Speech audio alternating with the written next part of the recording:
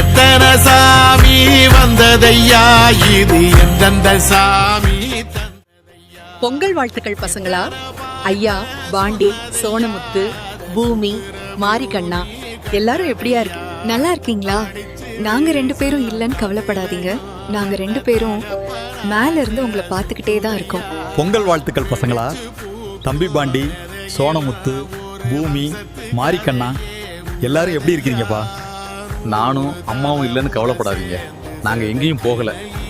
மாரிக்கண்ணா, ஏதோ ஒரு சூழ்நிலையில் உனக்கு கல்யாணம் ஆகிடுச்சு. அண்ணனுங்க சொல்கிறதா கேட்கணும், சரியா?